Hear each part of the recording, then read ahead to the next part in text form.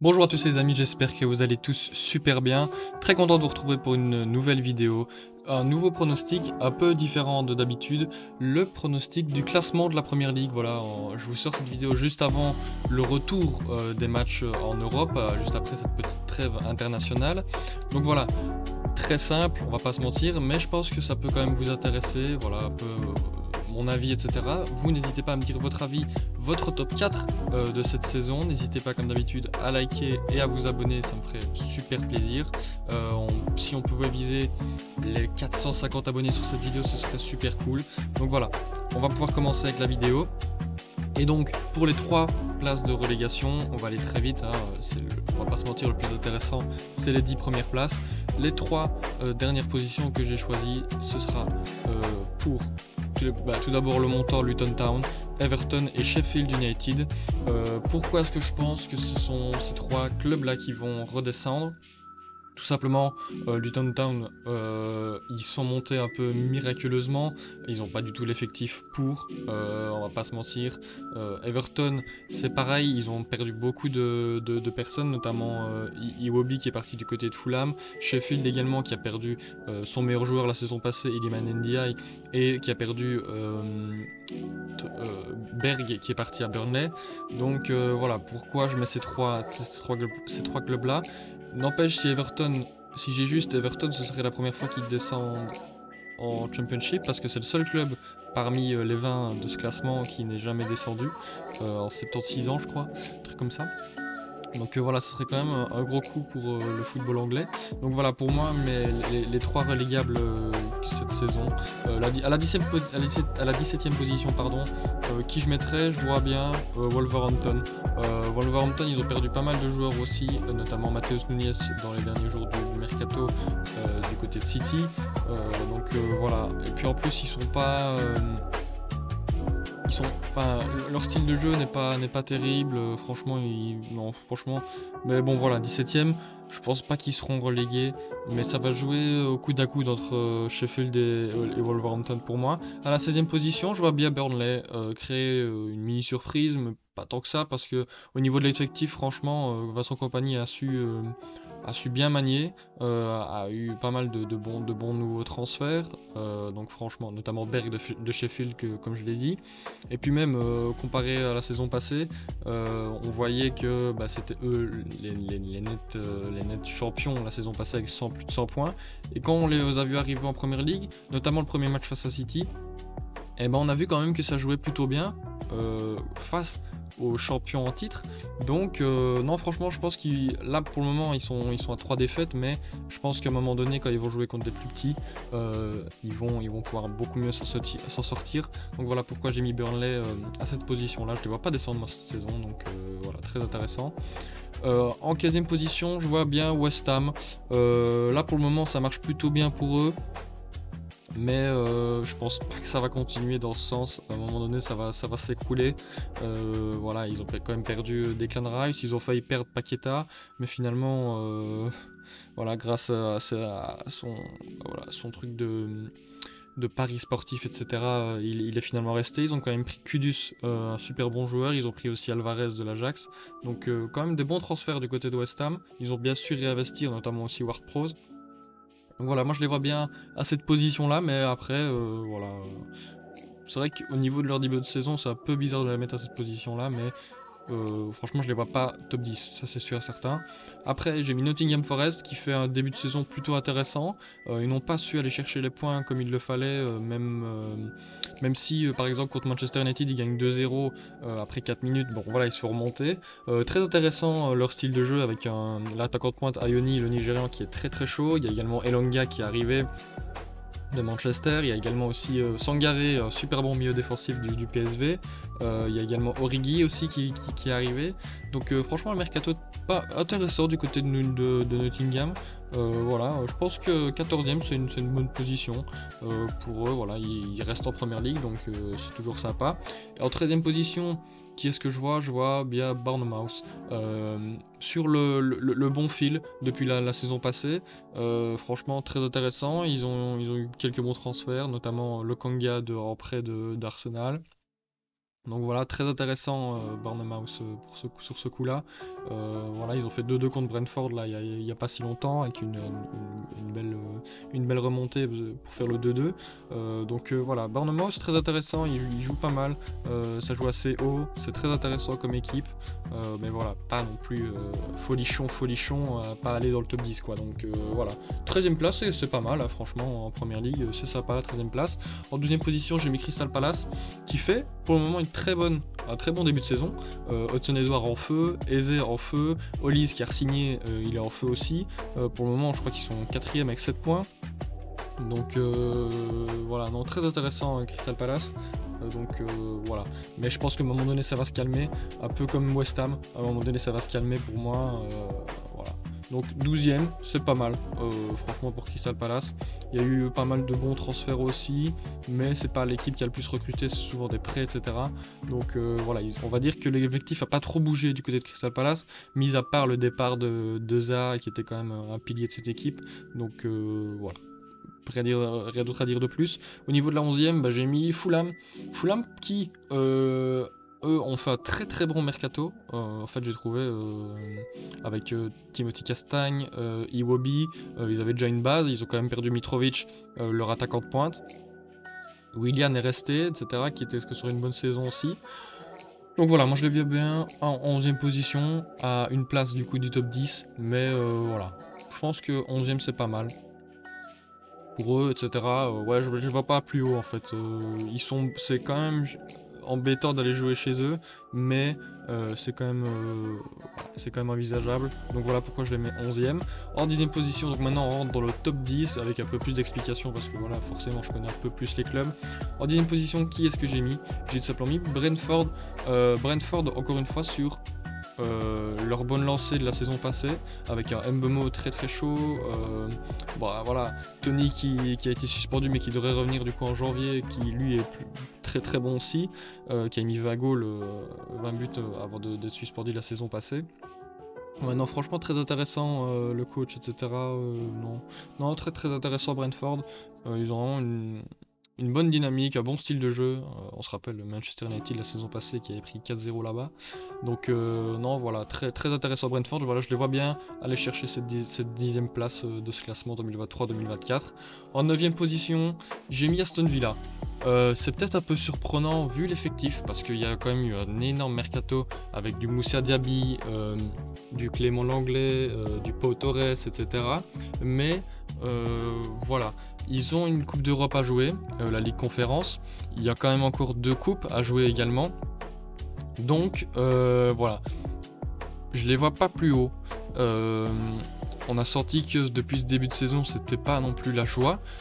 C'était pas exceptionnel parce que il y a eu cette première défaite très rapidement 5-1 face à Newcastle. Il y a eu cette défaite le match passé face à Liverpool 3-0. On sentait que voilà, c'est pas la même équipe que quand Unai Emery l'a repris de la saison passée. Ils sont quand même sur une bonne voie. 9ème position pour Aston Villa, c'est quand même pas mal. Je me souviens qu'il y a 4-5 ans, c'était pas non plus. Normalement, ils étaient genre 15-16ème. Donc 9ème, c'est bien. Voilà, après, pour l'effectif, c'est un peu dommage. Mais puis ça se met, ils vont peut-être faire 6-7ème. Hein, c'est une prédiction, hein, évidemment. Je dis pas que je vais sûrement me tromper. Donc voilà. Voilà pourquoi je les mets en 9ème position. Il y a eu ce début de saison un peu compliqué et il y a quand même encore 4 compétitions à jouer, Ligue Conférence, les 2 coupes en Angleterre et le championnat fatalement. Donc ils vont devoir savoir gérer l'effectif, etc. Et ça je pense que ça va être un peu compliqué parce qu'il n'y a pas une énorme profondeur de banc, etc. du côté de l'Aston Villa. Donc voilà pourquoi je les mets 9ème. En 8ème position, Chelsea. Voilà, je les vois pas plus haut. Pourquoi ? Parce que je pense que cette année c'est une saison de transition. Il y a quand même eu, encore une fois, énormément de transferts avec des Caicedo, avec des Lavia, voilà, encore plein de monde, etc. Donc en sachant qu'il y a encore les joueurs de la saison passée qui viennent juste d'arriver aussi, Nkunku, Mudryk, Ugochukwu, Chukwuemeka, Madueke, donc voilà, il y a quand même énormément de monde, donc voilà pourquoi je les mets à cette position là. Je pense que Pochettino va quand même faire un bon travail, mais en tout cas ils vont pas aller chercher plus haut. Franchement, je les vois pas aller. Non, non, non. Chelsea, ça va être vraiment une saison de transition. Peut-être que la saison prochaine sera vraiment beaucoup plus intéressant. C'est fort possible d'ailleurs. Hein, donc voilà, moi je les mets à cette position-là. J'aurais pu les mettre plus haut en sachant qu'ils ont pas de Coupe d'Europe à jouer. Mais voilà. Franchement, sur les 4 premiers matchs que j'ai vus contre Nottingham, ils ont perdu. En coupe contre une division 3 ou 4, je sais plus, ils ont eu énormément de mal. Il n'y a que 2-1 chez eux.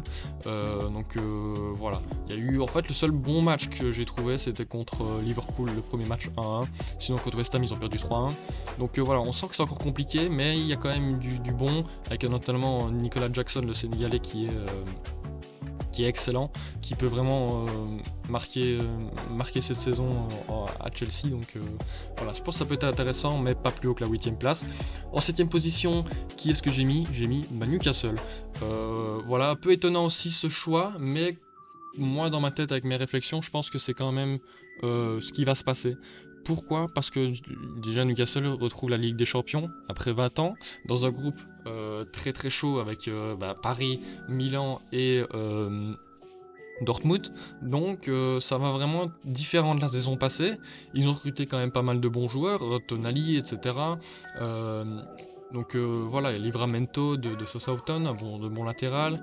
Il y a eu Wood, je crois, ou je sais plus, non, Wood est parti. Non, mais il y a eu un défenseur central, mais je sais plus de où. Donc voilà, je pense que Newcastle, c'est quand même très intéressant. Mais avec cette Ligue des Champions à jouer, voilà, je les vois pas plus haut. Ils ont un peu une fragilité, je trouve, quand ils mènent. On l'a vu face à Liverpool où ils mènent 1-0 à 11 contre 10 et ils sont rattrapés. Ils sont même rattrapés et ils perdent le match. Ils s'imposent. Voilà, Liverpool s'impose 2-1 à la fin du match. Mais voilà, on a senti une difficulté à vraiment franchir le cap et à vraiment marcher sur son adversaire. Pourtant ils ont eu les occasions, etc. Mais voilà, et puis défensivement c'était assez mal géré, ce 11 contre 10. Voilà, franchement c'était très bizarre. Donc voilà pourquoi je les mets à la 7ème position, mais attention, comme d'habitude, je peux également me tromper. Maintenant à la 6ème place, je vois Brighton. Brighton, franchement, j'aurais pu les même mettre top 4. C'est un club qui me fait voilà, avoir pas mal de doutes parce que sur des matchs, ils sont mais exceptionnels et sur d'autres matchs, quand je vois le résultat, etc., je me dis mais qu'est-ce qui s'est passé? Parce que autant, voilà, par exemple face à Newcastle, il gagne 3-0 avec un triplé de Evan Ferguson. D'ailleurs, lui, il faut le surveiller. Mais autant il y a d'autres matchs où je me dis c'est quand même assez bizarre. Pourquoi est-ce que là ils perdent? Pourquoi est-ce que là ils font des matchs nuls? Mais non, sinon 6ème, je les fais même top 4 tellement ils m'impressionnent encore une fois cette saison. Mitoma, etc. Evan Ferguson, Pascal Gross, March. Non, franchement c'est très intéressant. Ils ont recruté Fati. Il y a quand même eu le départ de Caicedo, mais pourtant on voit quand même qu'il y a toujours cette identité. Roberto De Zerbi est vraiment un super bel entraîneur. Je pense que ça va bien marcher pour eux, mais pourquoi je les vois pas plus haut? Un peu pareil que pour Newcastle et Aston Villa. Il y a la Ligue Europa qui se joue pour eux, dans un groupe qui n'est pas simple. Hein. Il y a quand même l'Ajax et Marseille. Donc voilà, en fait c'est un peu comme voilà, c'est cette profondeur de champ. De profondeur de banc, etc., qui va leur causer souci, je crois, parce que quand même 4 compétitions à jouer, ils n'ont pas un effectif assez large pour vraiment jouer les 4 compétitions à fond. Donc voilà, peut-être que jusqu'à la moitié de la saison, ça va très bien marcher. Moi, ce que je vois, c'est que mi-saison, ils vont être genre top 4. Et puis à un moment donné ça va s'écrouler. Surtout s'ils vont loin en Ligue Europa, à un moment donné ça va s'écrouler parce qu'ils vont pas pouvoir tenir le rythme. Mais en tout cas moi je les vois bien haut jusqu'à la moitié de saison. Donc voilà. Je pense que ça va être très intéressant encore une fois de jouer, de voir Brighton jouer. Donc n'hésitez pas. Si vous n'avez rien d'autre à faire, regardez un match de Brighton, c'est vraiment très intéressant. En 5ème position j'ai mis mon club, voilà, Manchester United. Je les vois pas plus haut honnêtement. Ça me fait assez peur d'ailleurs. Voilà, on retrouve la Ligue des Champions dans un groupe avec le Bayern et Galatasaray. Moi j'ai très peur de se faire sortir, qu'on se fasse sortir face à Galatasaray. C'est fort possible parce que pour le moment ça me rassure pas du tout les matchs qu'on fait. Ok, certes il y a ce beau match face à Nottingham 3-2, mais là on joue contre Brighton samedi. Et là, j'ai très peur. Même si voilà, il y a quand même eu des bons transferts. Højlund, qui a d'ailleurs fait un très bon match face à Arsenal. Mount et Onana, qui est un super bon gardien. Mais ça me fait quand même assez peur. On a voilà, encore une fois une affaire d'agression, etc., de violence conjugale avec Anthony, donc il sera écarté. Donc ça veut dire qu'à droite, t'as Pellistri, t'as Sancho, même si Sancho avec le coach ça va pas du tout. Donc voilà, ça me fait assez peur à ce niveau-là. Je sais pas trop quoi en penser au niveau du style de jeu. Je sais pas, en fait, on reconnaît pas de patte Ten Hag. Tout ce qu'on sait faire exceptionnel, c'est la transition. C'est le jeu en transition, on l'a encore montré face à Arsenal. Avec un Rashford, encore une fois, s'il est dans un bon jour, il est exceptionnel. Avec les passes de Bruno, etc. Donc voilà, j'espère que Højlund pourra apporter cette chose, cette patte que Ten Hag voulait. Maintenant, on va voir. Mais en tout cas, ce sera déjà un très gros test face à Brighton ce week-end. Donc voilà, je les vois 5ème, pas plus haut. Ils peuvent même être 6ème ou 7ème. Ça dépend. En fait, pour moi, ça dépend en fait de comment ça va jouer. Si Brighton sera... En fait, la place de Manchester dépend des autres. Elle dépend pas de lui. Elle dépend des autres pour moi. Donc voilà, c'est un peu triste à dire comme ça, mais pour moi, ce sera ça cette saison. Donc voilà. En 4ème position, je vois Tottenham. Franchement, je les voyais pas du tout. Si on faisait la vidéo 5 semaines en arrière, je les mettais peut-être 7ème, 6ème, grand maximum. Mais Postecoglou a fait un travail énorme, le recrutement super intéressant avec du Maddison, du Johnson de Nottingham, du Van de Ven, le défenseur central. Il y a aussi l'Israël, je ne retombe plus sur son nom. Mais voilà, très intéressant. En fait, juste ce qui leur manque, c'est un vrai faux neuf. Parce que Richarlison, ça va pas du tout. Il est vraiment super mauvais en ce début de saison. Également, en fait, avec le Brésil, il a beaucoup raté. Donc voilà, Nottingham... qui leur a donné Johnson. Peut-être que ce sera lui le faux neuf idéal du côté de Tottenham, mais en tout cas Maddison qui est pour le moment un des meilleurs transferts de cette saison estivale. Non mais franchement Tottenham très très intéressant, leur style de jeu, leur pression haute, leur sortie de balle commence à vraiment être de plus en plus fluide, etc. Donc ça va faire mal je pense Tottenham, mais je pense que ce manque de vrai numéro 9, enfin, en tout cas quelqu'un qui sait vraiment finir un peu à l'image de Son mais dans l'axe, va leur coûter quelques points. Donc voilà pourquoi je les mets 4ème, mais je les vois quand même retrouver la Ligue des Champions du coup 4ème de ce championnat. C'est quand même pas mal je trouve après leur mauvaise saison la saison passée, et surtout le départ de Kane qui a dû fortement les affecter, mais finalement pas tant que ça dans le jeu pour le moment, on voit pas trop que ça les a affectés. En 3ème position, je vois Liverpool. Liverpool, franchement, le recrutement est hyper intéressant. Szoboszlai, c'est un de mes joueurs préférés du moment. Il est super intéressant, joueur du côté Leipzig. Ils ont mis pas mal de sous dessus. En fait, juste l'interrogation que j'ai pour le moment du côté de Liverpool, c'est Endo. Est-ce qu'il pourra endosser le rôle de vrai numéro 6 que Liverpool voulait pour renforcer son milieu de terrain? Pour le moment, c'est pas dingue parce que voilà, il vient d'arriver, c'est un nouveau championnat, etc. Mais voilà, c'est la seule interrogation pour que Liverpool fasse une grosse saison, c'est un vrai numéro 6. Ils ont acheté McAllister, etc. On voit qu'Arnold toujours a autant de difficultés en défense. En fait, ouais, pour moi, c'est l'interrogation, c'est le vrai 6. Et la défense, parce que Van Dijk, je le reconnais plus du tout. Konaté, il faut qu'il revienne vite. Voilà, il faut qu'il soit là parce que franchement... Sans lui, Van Dijk il est un peu éteint. Donc voilà. Liverpool, franchement très intéressant. L'attaque, Nunez, Diaz, Jota, Salah, etc. Donc voilà, franchement c'est un très très bel effectif. Donc voilà, je les vois bien faire 3ème. Après en 2ème position, j'ai mis Arsenal. Encore une fois, un mercato intéressant avec Rice à 116 millions, Mount et Timber. Bon, malheureusement, il s'est fait les croiser. Mais bon voilà, on sent que ça va rester sur la même dynamique, donc voilà, franchement très intéressant. Ils ont quand même fait un faux pas face à Fulham 2-2, mais voilà, je pense que à un moment donné ça va dérouler. En Ligue des Champions, ils retrouvent la Ligue des Champions dans un groupe avec quand même un bon club, le PSV, Séville et Lens, donc je pense qu'ils vont quand même très facilement aller en 8ème, donc voilà. Et en plus, eux, ils ont l'effectif. Donc voilà pourquoi je les mets en deuxième position. Il y a juste la Ligue des Champions qui se rajoute. Voilà, peut-être qu'ils se focuseront peut-être juste sur la Ligue des Champions et le championnat et qu'ils laisseront peut-être les deux coupes voilà, sur le côté. Donc voilà, et puis Arsenal, tout simplement, bah voilà, deuxième. Voilà, je pense qu'Arteta a fait un très bon travail, Jesus qui vient de revenir, etc. Très bon d'ailleurs son match face à Manchester, son entrée est très bonne. Et puis bah voilà les champions, je vais pas vous faire un dessin. Manchester City, hein, c'est la meilleure équipe pour le moment, c'est la meilleure équipe tout simplement. Donc je pense qu'ils vont le refaire encore une fois le championnat. Voilà, encore une fois un recrutement mais super intéressant. Gundogan qui part. Il est immédiatement remplacé par Nunez, par Kovacic, Tamares qui part, Doku qui arrive, donc voilà, non, très intéressant le mercato de City, donc voilà, t'as Guardiola aussi qui arrive avec le départ de Laporte, donc voilà, franchement City c'est voilà, c'est assez fou. Maintenant en Ligue des Champions, je sais pas s'ils arriveront à la faire 2 fois d'affilée, mais en tout cas en Première Ligue je pense que ce seront encore une fois. Donc voilà pour mon classement de Première Ligue. Dites-moi si vous êtes d'ailleurs d'accord avec moi dans les commentaires. Ça peut peut-être porter à débat, hein, n'hésitez pas. Franchement, ça m'intéresse de savoir votre top 4 en fait. J'aimerais bien savoir ça voilà,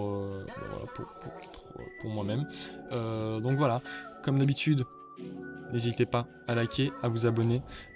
C'était Bencher. Je vous dis à très bientôt pour une nouvelle vidéo. Ciao ciao.